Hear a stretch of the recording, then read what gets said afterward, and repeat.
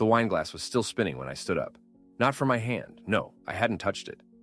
She had slammed it down so hard, the base twirled like it was trying to escape the table, just like I was trying to escape the moment. "Say it," she whispered through clenched teeth.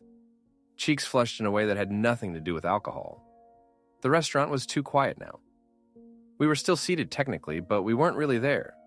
People at the nearby tables had started to glance sideways the way strangers do when they sense something private falling apart in public. You could feel their curiosity like static on skin. And then I looked at him. Ryan sitting across from me, like a smug centerpiece between our unraveling. Elbows on the table, shirt too tight for the occasion. That kind of confidence you only earn by not caring who you hurt. He looked me dead in the eye, smirked, and took another bite of bread like this was his date. "You embarrassed him." She hissed at me like I'd knocked over a child at a birthday party. "You need to apologize." I didn't move. I could barely breathe. 2 hours earlier, this was supposed to be our night. A quiet table by the window, a chance to reconnect. I had booked this place a month in advance. She hadn't said thank you. She hadn't even complimented the setup. She just brought him. No explanation, no heads up, just Ryan's joining. "Hope you don't mind." He sat where the candlelight should have been. Now here she was, not asking, not pleading, but demanding that I apologize to the guy who hijacked our night, like he was the guest of honor. So I laughed. Not because it was funny, it wasn't. I laughed because I couldn't believe I was here. Because I couldn't believe she thought this was normal. Because somewhere deep down, I knew I had no one to blame but myself for letting it get this far. I stood up. I didn't yell, I didn't cry, I didn't flip the table. I just said loud enough for both of them to hear. "Pick right now. Him or me?" Her mouth fell open like she hadn't expected me to have a spine. And Ryan, still chewing, looked mildly amused, like I had just added a little spice to an otherwise boring evening. I didn't wait for her answer. I turned and walked out, heart racing, hands cold, questions screaming inside my head. I didn't know where I was going. I just knew I wasn't staying. And what happened after that? Well, let's just say she made her choice. But she had no idea what I already knew. No idea what I had seen, and no idea what I was about to do next. I didn't make it far before I sat down on a bench across the street, staring at my reflection in the dark glass of the restaurant window. I could still see them in there, her hands fidgeting with her napkin, Ryan stretching like he just won a prize. I waited foolishly for her to chase after me. I gave it 5 minutes, then 10. I even reached for my phone once, thumb hovering over her name, but I didn't press it. Instead, I scrolled to the photo I had taken earlier that day, the one I wasn't supposed to see. You see, this didn't come out of nowhere. I hadn't told her, but I've been noticing things for a while now. Little slips, mismatched stories. The way she suddenly changed her lock screen from a photo of us to a quote about freedom. I wasn't proud of it, but I'd done something I'd never done before. I checked her shared photo album with Ryan. She forgot to turn off syncing. And there it was, a picture of the two of them at a rooftop bar 2 weeks ago. Her in the dress she told me she only wore for me. His hand suspiciously close to her waist. But it wasn't the photo that broke me. It was the caption to the nights we never have to explain. She thought it was private. She thought I'd never see it. But I did. And I kept it in my pocket, like a wound I wasn't ready to show anyone. Back on the bench, I stared at that photo, zooming in until the pixels blurred. I wasn't angry. Not in the way movies show with yelling or punches or dramatic exits. I was just tired. Tired of begging for crumbs of attention. Tired of pretending I was okay with being a second option in my own relationship. Then my phone lit up. "Lenora, where did you go?"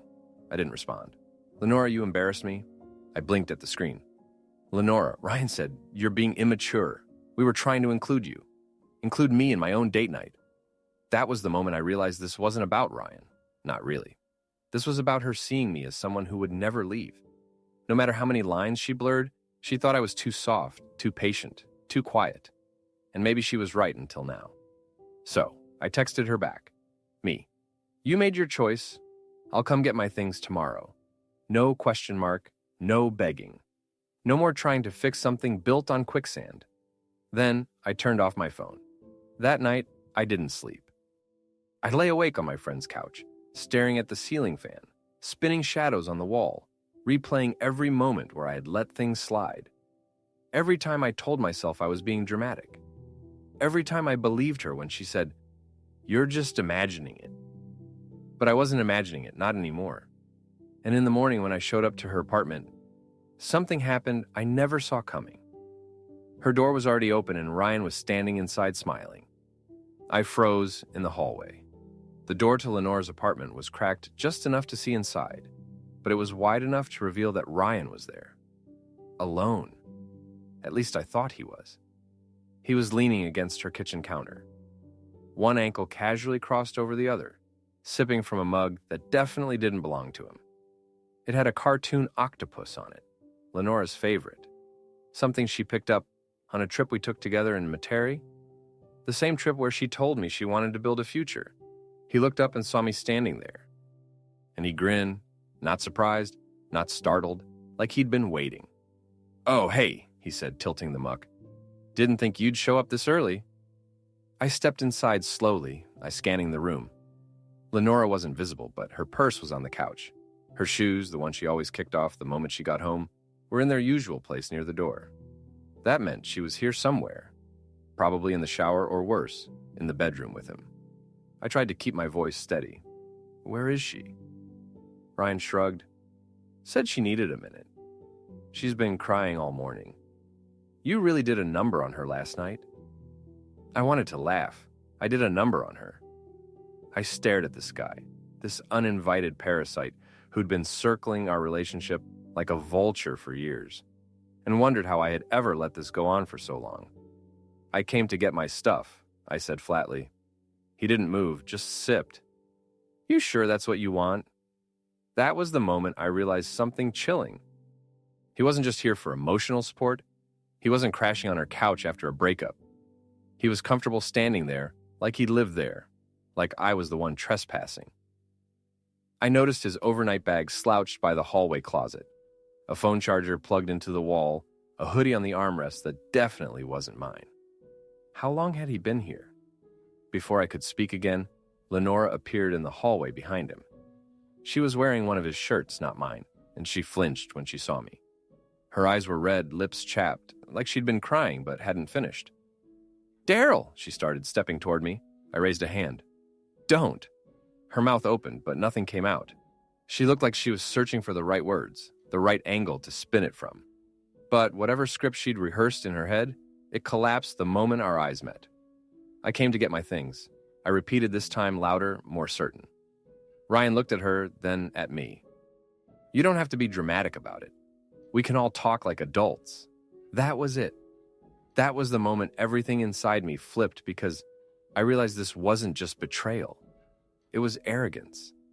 They didn't expect consequences. They expected me to nod, accept, and maybe even apologize for making things uncomfortable.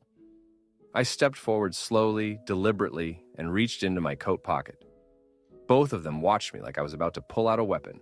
Instead, I pulled out an envelope. "Give this to her," I told Ryan, sliding it onto the counter without looking at him. "And don't worry, it's not a letter bomb, just truth. Something neither of you are used to." Then I turned to Lenora. "You won't have to worry about me anymore. You chose him. Just make sure he's still around when it's his turn to get bored." I walked out before she could respond. And in that envelope, not a goodbye letter, not a list of accusations, just a printed photo. The one from her shared album with one line written beneath it in red ink. "To the nights we never have to explain until now." I thought that would be the end, but it wasn't, because 3 days later her sister called me and what she told me made everything 10 times worse. I didn't answer her call at first. Lenora's sister, Margot, had never really been in the middle of anything between us. She was one of those people who smiled tightly at family dinners and scrolled silently through her phone when things got tense. We'd never had a real conversation outside of holidays. So, when her name lit up on my screen 3 days after I walked out, I stared at it in confusion. It rang 3 times, then 4. I almost let it go to voicemail until something in me clicked. I answered. "Daryl," she said out of breath, like she'd been pacing or crying. "Are you okay?" I hesitated. Yeah, why? There was a pause on the other end, a rustling, then the faint sound of a door closing. She was somewhere private.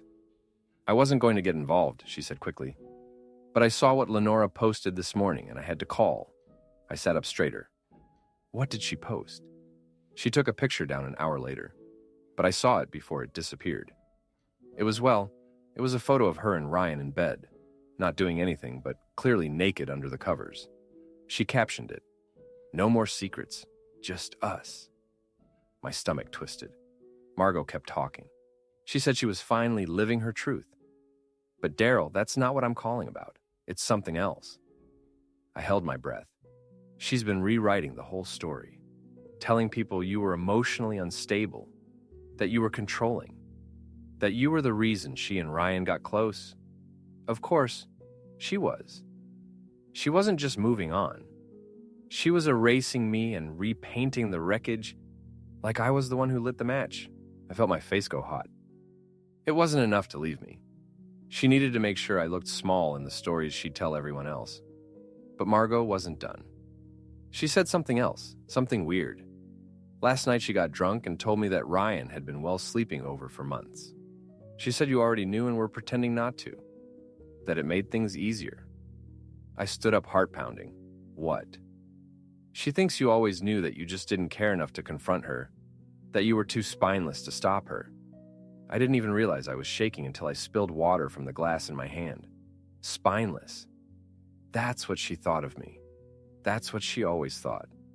I was the placeholder, the fallback, the one she could humiliate quietly, slowly, and still expect to forgive her every time.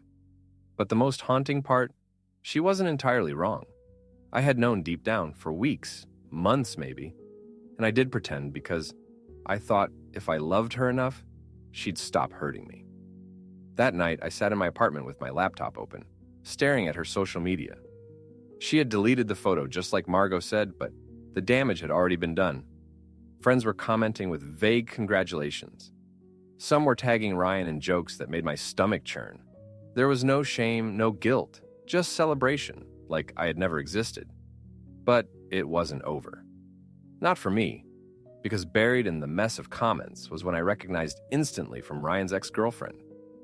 Her name was Celeste, and her comment was simple. Funny how history repeats. I clicked her profile. My hands were sweating. Her entire feed was private except for one post from 2 weeks ago. A screenshot of a text message. "Ryan, trust me, babe. She's just a backup plan. Always has been." I stared at the screen. Breath caught in my throat. He wasn't just using me. He was using her too. And suddenly, I wasn't the only one carrying receipts. I must have read that message from Celeste 10 times before it truly settled in my chest like a stone. She's just a backup plan. Not she's the one. Not even. And she doesn't matter. No, it was colder than that. It meant Lenora wasn't special to him either. She was just temporary, a placeholder. The irony stung like ice against a burn. The very woman who treated me like I was disposable was now the one being played by the man she'd replaced me with. And she didn't even know it, but I did.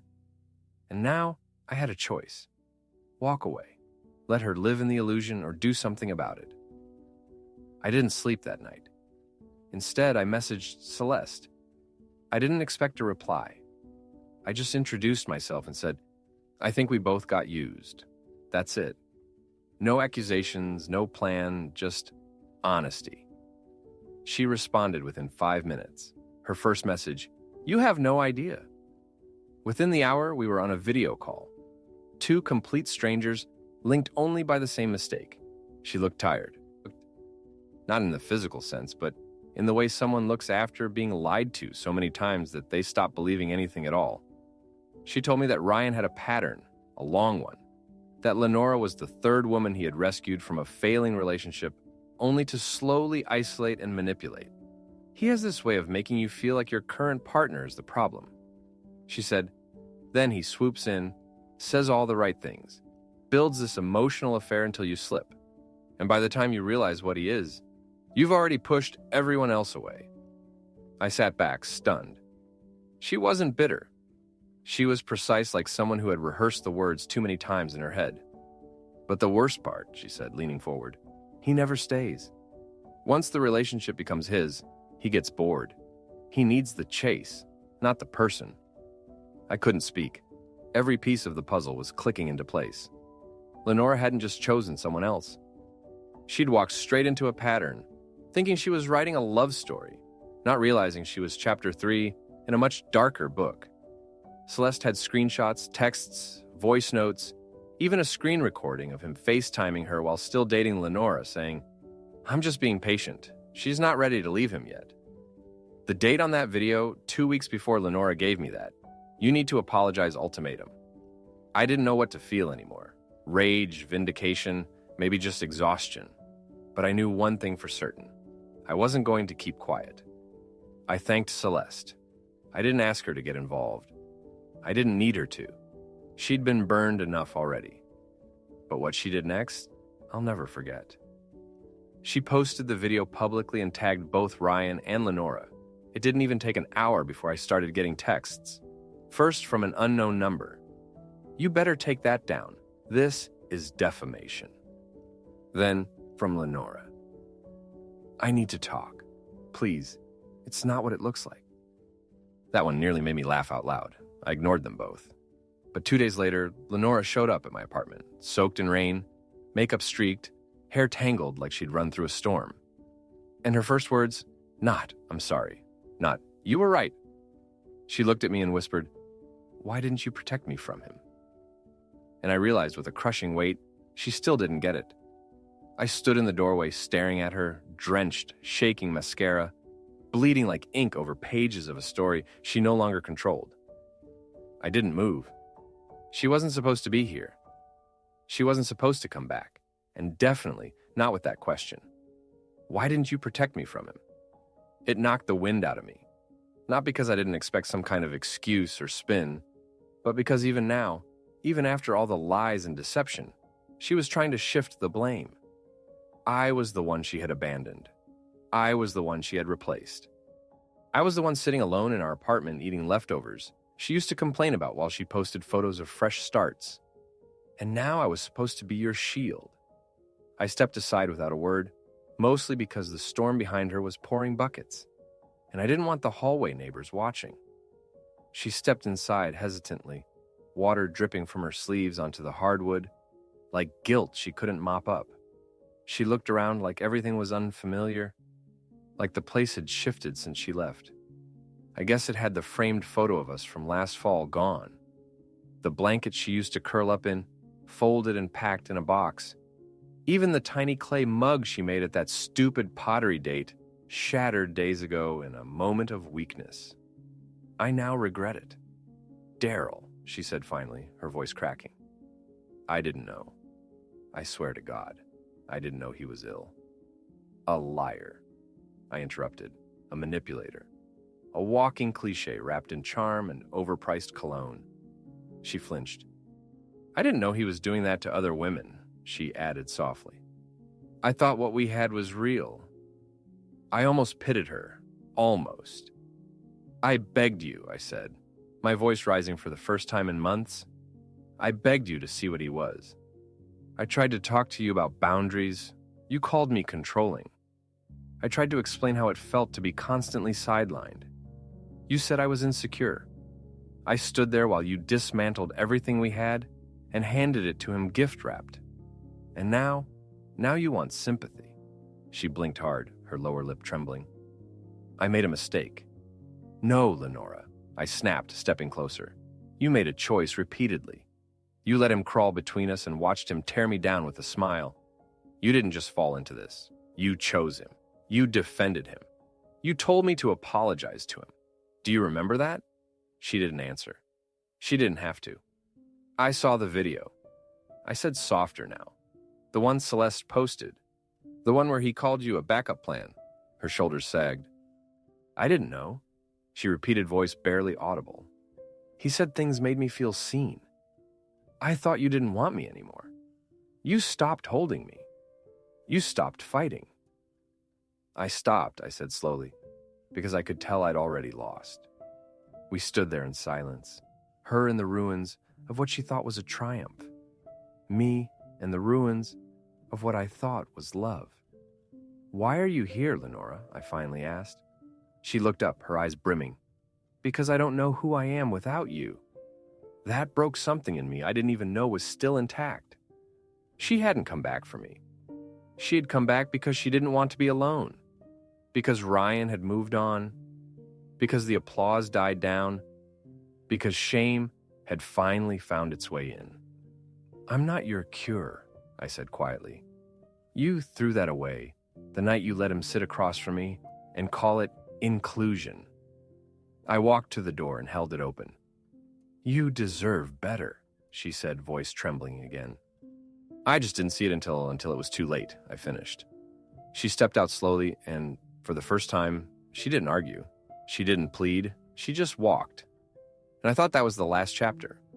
But the next morning, I opened my email and found something that would unravel everything all over again. An anonymous message, one sentence. "Check his phone records.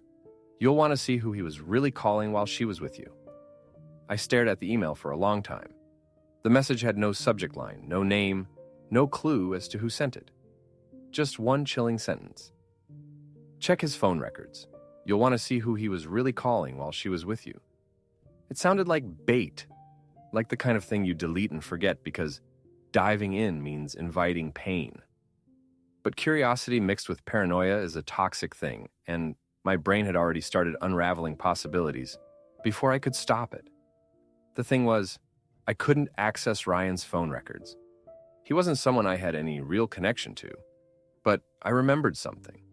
Months ago, Lenora had used our shared Wi-Fi password to help Ryan set up some streaming app on his tablet. The paranoid part of me had at the time created a local log into our router to see what devices connected and when. I never removed access. Don't ask why I did that. I just did. Good instinct in security survival. Either way, I logged into the router portal. To my surprise, Ryan's device labeled Ray's iPad Pro had been auto-connecting every time he was near our place. Even after I left, even last night, I scanned through the connected sessions and noticed something strange. Every time Lenora had supposedly been with me, late nights or date nights, when she told me she was just heading to bed early, his device had connected to our Wi-Fi between 11 p.m. and 2 a.m. Multiple times, pattern, predictable, intimate, and then I found something that turned my blood cold. One of those nights, specifically the same night she called in sick to a weekend getaway we had planned, there were outbound log entries to a third-party call forwarding app. I couldn't see the numbers, but I recognized the service. It's used to mask real calls through different devices. It also stores voicemail unless cleared. That was my next move. I dug deep into old backup links, folders I had ignored in our shared cloud, and found an autosync audio file dated 2 months ago. I nearly dropped my phone when I hit play. Ryan's voice, "She's in the shower." No, she doesn't know I'm calling. She still thinks I'm keeping her busy. "I'll get the video. Don't worry. Just make sure she never sees the wire transfer. I've got her wrapped up tight. She thinks this is love." Then silence. I had to sit down. This wasn't just infidelity. This wasn't just emotional manipulation. Ryan was working with someone else. I didn't know who the other person was. I didn't know what video he was talking about or what money was being hidden. But this wasn't about love. It wasn't even about lust. This was a setup. I replayed the message again, trying to isolate details in the background. A faint home, maybe a television in another room, nothing concrete. That's when I remembered Celeste. I hadn't spoken to her since she posted the video. I messaged her again quickly, asking if she'd ever heard Ryan talk about someone else. A third party, something involving money. She called me instantly. "I was waiting for you to find that," she said without even a hello. "You knew?" I asked, voice cracking. I knew he was doing something sketchy.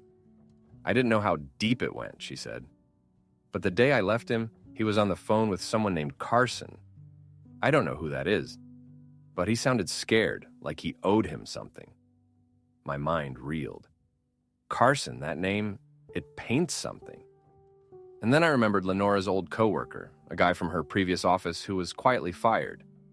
Something about inappropriate use of company funds. She told me about him once, laughing like it was a joke. Said he was the kind of guy who talked fast and disappeared faster. Now it made sense.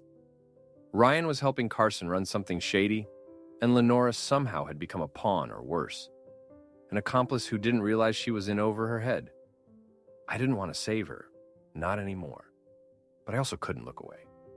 I gathered every file, screenshot, and recording I had. I copied them to a USB stick, then mailed it anonymously to her office. No note, no signature, just a label on the envelope. Truth before it swallows you too. I thought that would be the end. But I underestimated her because the next time I saw Lenora, she wasn't crying. She was furious, and she brought company. When I opened my front door that day, I expected drama. I expected tears. What I didn't expect was to see Lenora standing on my porch with a man in a charcoal suit behind her and a folder clutched in her hands like it weighed $1,000 lustre. She didn't say anything at first, just stared at me, tight-lipped, like she didn't trust her own voice. I stood in the doorway, arms crossed, silent, waiting. Finally, she spoke. "I know you sent it," she said, her voice low. "The envelope, the recordings, the logs." I didn't confirm or deny it. The man beside her stepped forward. "My name's David Landry, private investigator. Miss Brock hired me last week." She believed there was more to the story than Ryan ever told her. She was right. He handed me the folder. We confirmed the man Ryan was working with is Carson Vellum, currently under investigation for corporate fraud, laundering, and identity manipulation. Your audio file helped connect the dots. Lenora's accounts were being used without her knowledge as transaction bridges. She was being set up. I glanced at Lenora. Her eyes were rimmed with red, but not from crying. It was something deeper. Humility, fear, a flicker of strength trying to crawl back from months of being played. "I didn't come here to blame you," she said, voice cracking. "I came to thank you. I didn't expect that. I never saw it. I didn't want to see it. And when you left, I thought it meant I had one. That Ryan and I were finally free of judgment. But he wasn't with me. He was using me." She looked down at her hands, voice trembling. "I was angry when I opened that envelope. I wanted to destroy it, pretend it was fake. But you didn't just walk away, Daryl. You left with dignity, and you left the truth behind." I didn't know what to say. For the first time in this entire ordeal, I felt like I had nothing to prove. She stepped back. "I'm leaving town, new job, different state. I need to rebuild legally, emotionally, all of it. And I wanted to say, I'm sorry. Not because I got caught, but because I finally understand what I lost." I gave a slight nod. "I hope you find peace." That night after they left, I sat in my apartment, the same couch where I once curled up, wondering if I was the problem. But this time, I wasn't consumed by doubt. I felt light. I had walked through fire, and somehow I wasn't scorched anymore. Weeks passed. No messages, no drama, just quiet. And then slowly things started to feel new again. I started going for morning walks. I reconnected with people I had pushed away while trapped in that relationship. I even picked up my old camera again, something I hadn't touched in years. It felt like breathing for the first time. One Saturday morning, I was taking photos at a local park when a woman approached, smiling curiously. "You're in my shot," I said, half laughing, pointing to the lens. She grinned. "Then you better make sure I look good." We talked. Her name was Elise, graphic designer, dog person. No, best friend named Ryan. Just real laughter, honest words, and a calmness I hadn't felt in ages. We exchanged numbers, and this time, I didn't feel the need to explain my past. I didn't feel broken. I felt ready. Maybe heartbreak doesn't always end in revenge or fireworks. Sometimes the most powerful ending is simply choosing yourself and walking into something new, knowing exactly what you'll never settle for.